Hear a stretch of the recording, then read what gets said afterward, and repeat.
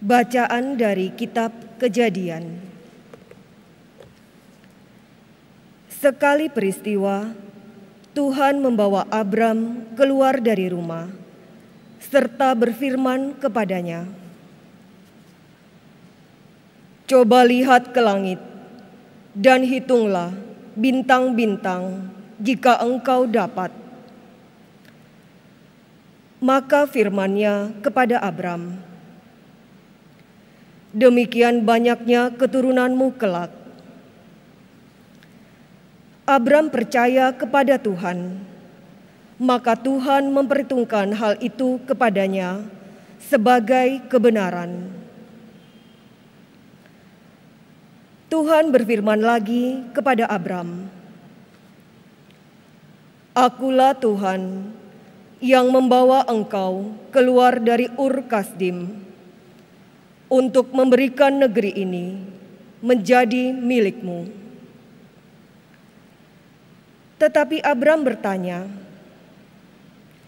"Ya Tuhan Allah, dari manakah aku tahu bahwa aku akan memilikinya?" Firman Tuhan kepadanya, "Ambillah bagiku seekor lembu betina berumur 3 tahun, seekor kambing betina berumur 3 tahun, seekor domba jantan berumur 3 tahun, seekor burung tekukur, dan seekor anak burung merpati." Abram mengambil semuanya itu dan membelahnya menjadi 2. Lalu belahan-belahan itu diletakkannya, yang satu di samping yang lain. Tetapi burung-burung itu tidak dibelahnya. Ketika burung-burung buas hinggap di atas daging binatang-binatang itu, Abram mengusirnya. Menjelang matahari terbenam, tertidurlah Abram dengan nyenyak. Lalu gelap gulita yang mengerikan turun meliputinya. Ketika matahari telah terbenam dan hari menjadi gelap, kelihatanlah perapian yang berasap beserta sulu yang berapi lewat di antara belahan-belahan daging itu. Pada hari itulah Tuhan mengadakan perjanjian dengan Abram serta berfirman, "Kepada keturunanmu lah kuberikan negeri ini, mulai dari sungai Mesir sampai ke sungai Efrat yang besar itu." Demikianlah sabda Tuhan.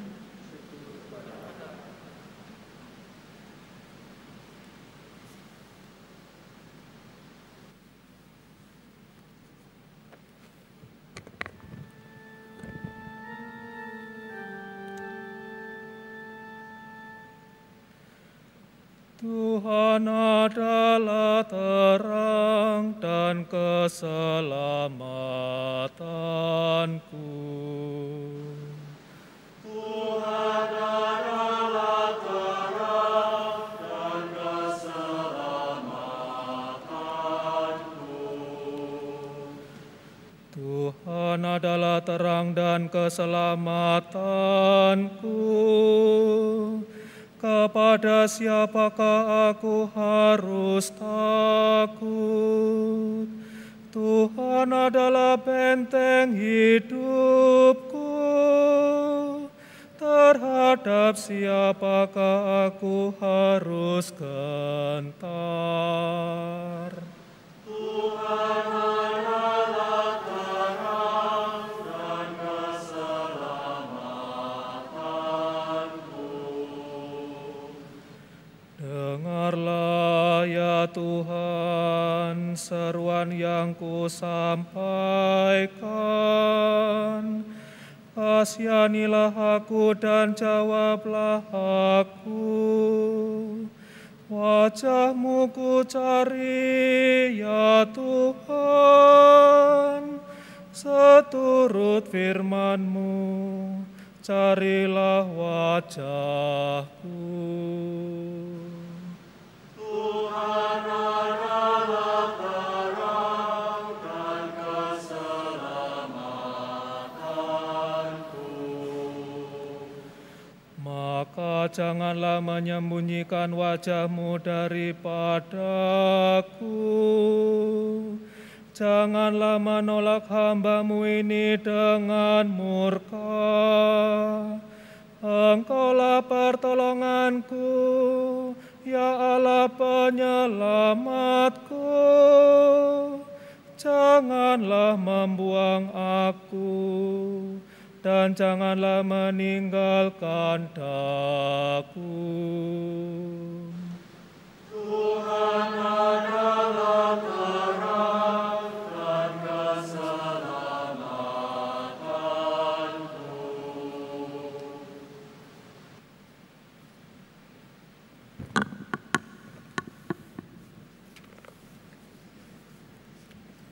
Bacaan dari surat Rasul Paulus kepada jemaat di Filipi. Saudara-saudara, ikutilah teladanku dan perhatikanlah mereka yang hidup seperti kami. Sebab seperti yang telah sering kukatakan kepadamu dan yang kunyatakan pula sekarang sambil menangis, banyak orang hidup sebagai musuh salib Kristus. Kesudahan mereka ialah kebinasaan. Tuhan mereka ialah perut. Kemuliaan mereka ialah hal-hal aib. Sedangkan pikiran mereka semata-mata tertuju kepada perkara-perkara duniawi. Tetapi kita adalah warga kerajaan surga.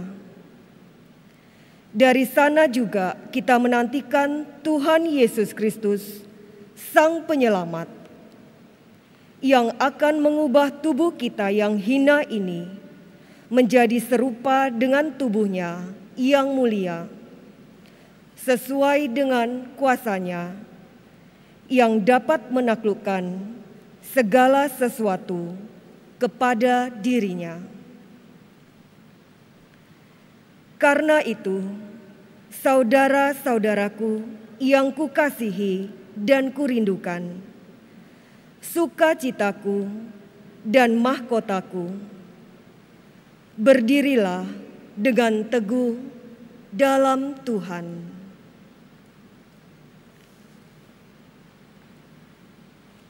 Demikianlah sabda Tuhan.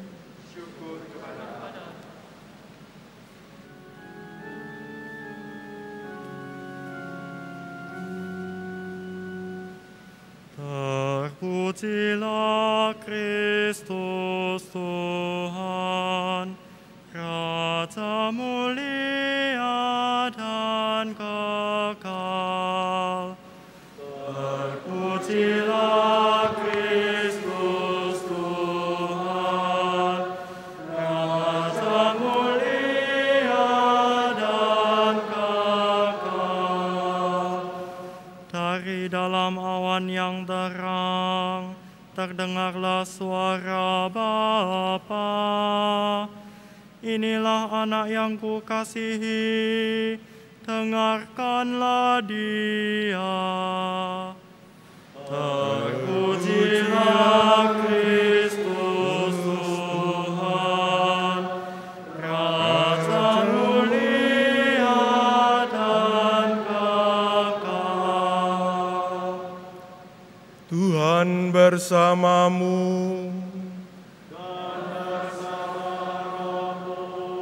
Inilah Injil Yesus Kristus menurut Santo Lukas.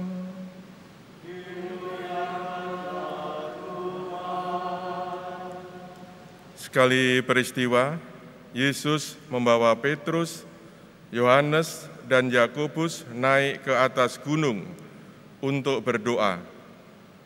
Ketika Yesus sedang berdoa, rupa wajahnya berubah dan pakaiannya menjadi putih berkilauan. Lalu tampaklah dua orang berbicara dengan dia, yaitu Musa dan Elia. Keduanya menampakkan diri dalam kemuliaan dan berbicara tentang tujuan kepergian Yesus yang akan digenapinya di Yerusalem. Sementara itu Petrus dan teman-temannya telah tertidur, dan ketika terbangun mereka melihat Yesus dalam kemuliaannya. Juga kedua orang yang berdiri di dekat Yesus itu. Ketika kedua orang itu hendak meninggalkan Yesus, Petrus berkata kepadanya, "Guru, alangkah baiknya kita berada di tempat ini. Biarlah sekarang kami dirikan 3 kemah, 1 untuk engkau, 1 untuk Musa, dan 1 untuk Elia." Tetapi Petrus tidak tahu apa yang dikatakannya itu. Sementara ia berkata demikian, datanglah awan menaungi mereka, dan ketika masuk ke dalam awan itu, takutlah mereka. Lalu terdengarlah suara dari dalam awan itu yang berkata, "Inilah putraku yang aku pilih, dengarkanlah dia." Ketika suara itu terdengar, tampaklah Yesus tinggal seorang diri. Murid-murid itu pun merahasiakannya, dan pada masa itu mereka tidak menceritakan kepada siapapun apa yang telah mereka lihat itu. Demikianlah sabda Tuhan.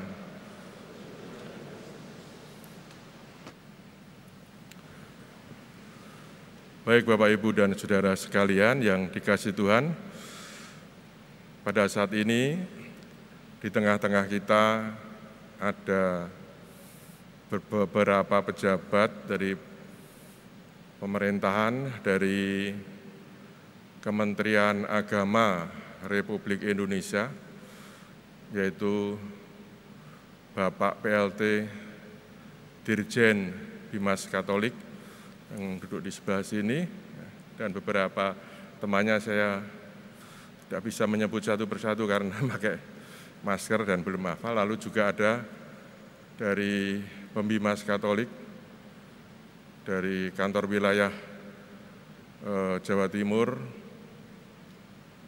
Bapak Suko yang duduk di sana ya.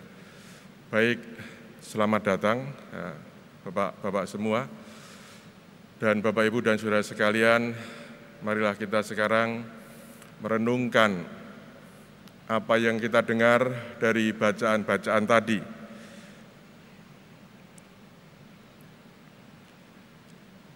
Saudara sekalian, kita melihat bahwa setiap pada hari Minggu kedua Prapaskah ini selalu menyajikan pengalaman ajaib Yesus yang disebut transfigurasi.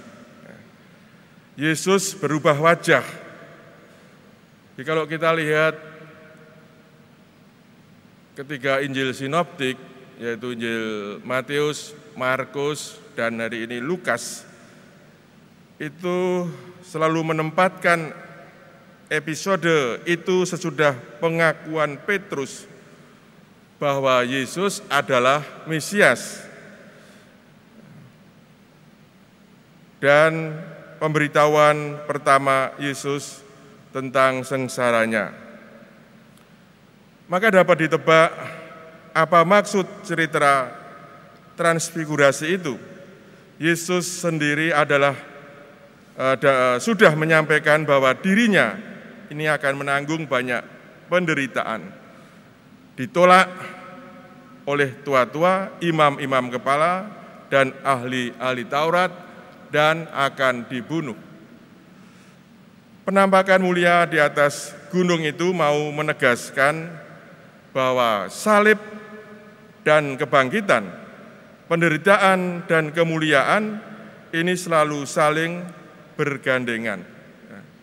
Salib dan kebangkitan, penderitaan dan kemuliaan itu selalu bergandengan. Salib mengantar kepada kebangkitan.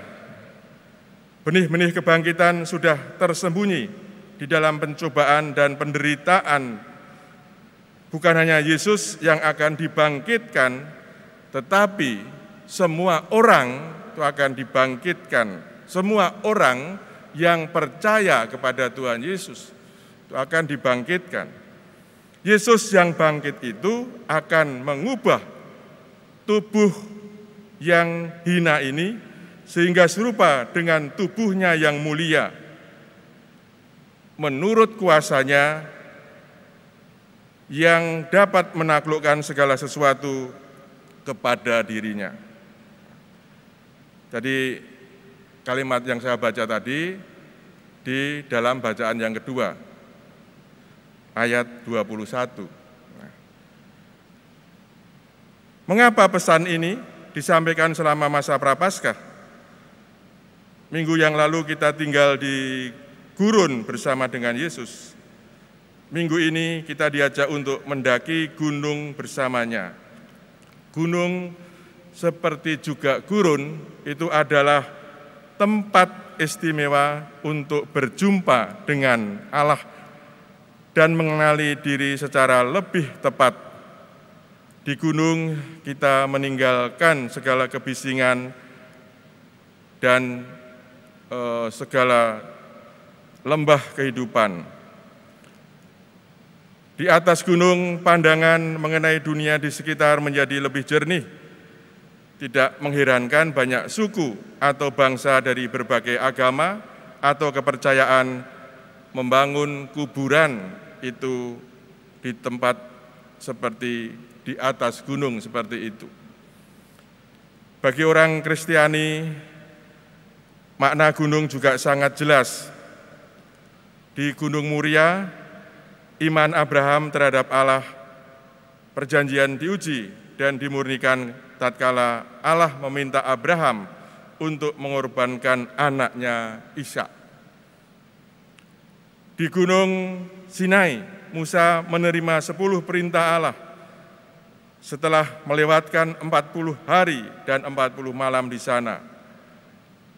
Di Gunung Horeb, setelah berjalan 40 hari, 40 malam, Elia berjumpa dengan Allah di tengah hembusan angin sepoi-sepoi basah. Di atas sebuah bukit, Yesus, Musa yang baru, ini memaklumkan hukum baru kerajaan Allah. Ya, yang disebut namanya ya sabda bahagia. Ya. Kalau kita lihat di dalam Injil Matius bab 5, ke atas gunung Yesus selalu pergi untuk berdoa sesudah menyelesaikan pelayanan seharian penuh atau sebelum mengambil suatu keputusan yang penting seperti memilih ke-12 muridnya. Inilah saudara sekalian arti bagi kita sekalian gunung, artinya bagi kita sebagai umat Kristiani. Sesudah mengalami penampakan mulia di gunung, para murid kembali turun ke lembah, meneruskan pergumulan hidup sehari-hari, sampai tiba saat Yesus memasuki sengsara dan wafatnya. Tidak mudah bagi mereka menerima jalan kemuliaan melalui penderitaan dan kematian. Tetapi itulah jalan satu-satunya menuju kemuliaan kerajaan Allah. Tanah air kita yang sejati, kerajaan Allah adalah tanah air kita yang sejati. Seperti para murid, kita juga takut menempuh jalan salib penderitaan. Kita biasanya maunya adalah berpikir yang enak-enak, berpikir yang nyaman, tidak mau menderita, tidak mau sengsara, tapi kita mau terus menikmati keenaan-keenaan itu. Padahal kita melalui sengsara inilah kita bisa menemukan yang disebut kemuliaan. Ada Ada istilahnya per crucem et gloriam. Melalui salib ini kita akan sampai kepada kemuliaan. Maka setiap orang Kristiani, setiap orang Katolik itu harus berani mengalami penderitaan supaya sampai kepada kemuliaan. Saudara sekalian, pada saat ini kita sedang merayakan Ekaristi sebagai suatu pengalaman di atas gunung. Dalam tanda petik, ketika kita merayakan Ekaristi ini, kita merasakan pengalaman di atas gunung. Di dalam Ekaristi ini kita lebih memahami siapa Yesus. Dialah Tuhan mulia, sudah bersengsara, menderita dan wafat. Sudah mengalami kebersamaan di atas gunung, kita pun harus kembali ke lembah kehidupan sehari-hari. Saudara sekalian, kita ke gereja itu kita ibaratnya kita mengalami sebuah pengalaman gunung bersama Tuhan Yesus. Lalu kita nanti kembali, kita mengalami kehidupan kita sehari-hari seperti biasanya. Dan ini saya kira sangat dibutuhkan dalam kehidupan kita. Kita ke gereja, ibaratnya kita menguatkan iman kita. Kita mendengarkan sabda Tuhan. Kita berjumpa dengan Tuhan Yesus di dalam Ekaristi yang kita terima. Karena setiap kali kita merayakan Ekaristi, disitulah Tuhan Yesus hadir secara nyata. Tuhan Yesus hadir secara realis, presensia, Dia hadir dan bersatu dengan hidup kita, dan itulah yang menguatkan kita untuk menjalani hidup kita sehari-hari di dalam melaksanakan tugas-tugas kita, entah sebagai ibu rumah tangga, entah sebagai guru dan lain sebagainya. Maka kita menyerap kekuatan hidup rohani kita di dalam perayaan Ekaristi ini. Saudara sekalian yang dikasihi Tuhan, Yesus datang membawa terang iman dan pengharapan kepada siapa saja yang menggapai-gapai dalam kegelapan. Inilah anakku yang kupilih, dengarkanlah dia. Demikianlah penegasan Bapa dari surga. Saudara sekalian, tugas Yesus adalah juga tugas kita. Dukungan Allah Bapa terhadap Tuhan Yesus adalah dukungan untuk kita juga. Maka mari kita melaksanakan tugas-tugas kita dengan penuh semangat, dengan penuh optimis, dan kita serahkan segala persoalan-persoalan hidup kita kepada Allah Bapa di surga.